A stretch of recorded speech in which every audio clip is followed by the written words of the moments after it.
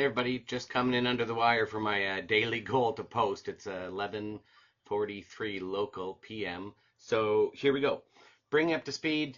I was a successful guy in human resources, focusing specifically on learning and development in the workplace, career coaching, student programs, and recruiting into organizations, and had the chance to see what makes success and what makes some of the best leaders in the world for the last 25 years. And, I hit a crossroads a few years ago and got a little bit lost in my life after I'd had these huge successes and thought, what's next? So I spent a whole bunch of time in a hammock and decided that my dream job, my next dream job, would be to shift from the corporate world and doing that kind of work in the corporate world to also doing it in the university world, but allowing myself to be right in the middle. So my goal is to kind of play that link between students, young leaders, aspiring leaders, young adults, whether you're in school or not, and the job that you want in the future, where the world's going to need you to be. So I literally am a guy in my basement trying to manifest my next job and create a disruptive startup university. And to do that, I'm going to need a very disruptive flagship program. And that flagship program is my Staying Human and Staying Ahead program that I'm going to pilot this summer and launch in the fall.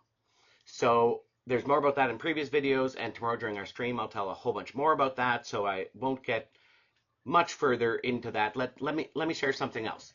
Um, Here's my thought about where we are and why this has become a calling for me. The world is so confusing right now. Like historically speaking, right? In ways it never has been before. It is 2026 and all bets are off, right? So think about it.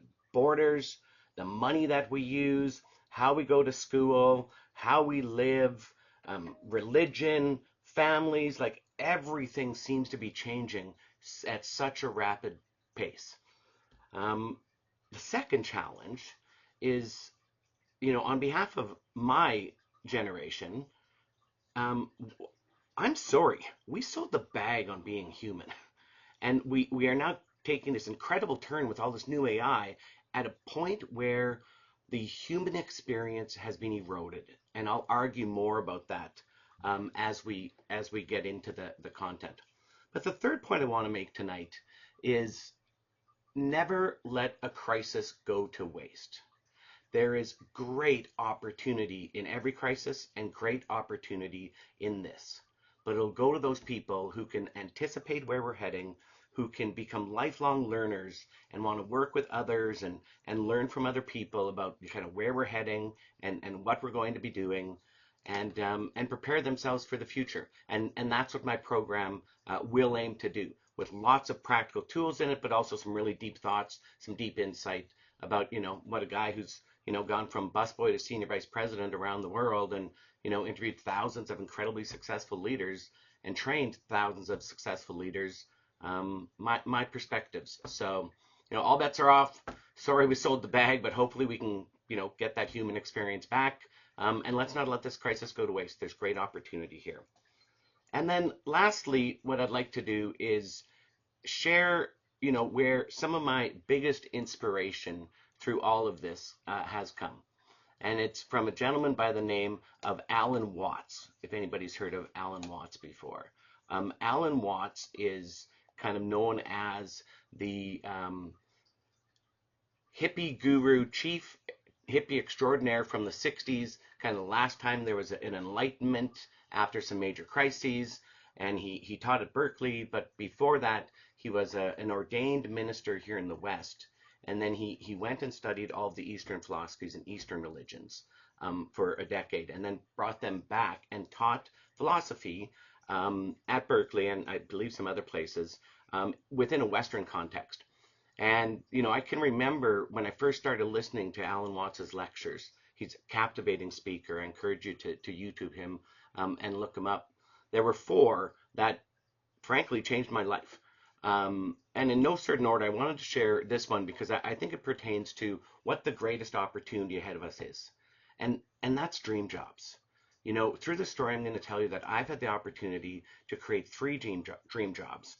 out of like 28 different jobs I've had, 5 I got fired, and I've had lots of different jobs, but 3 of them are dream jobs. One lasted 17 years, one lasted 4 years, one lasted only 18 months when I was quite young, and now I'm trying to create my fourth one, which I hope will last, frankly, the rest of my life, and make that kind of an impact. And it really came for me from a very powerful lecture where Alan Watts says, I wonder what you would do if you had the power to dream any dream you wanted to. And it hit me that, you hear that, but that's the message back in the 60s. And I'm sure it would have been the message back in the 20s and probably back in the 1880s.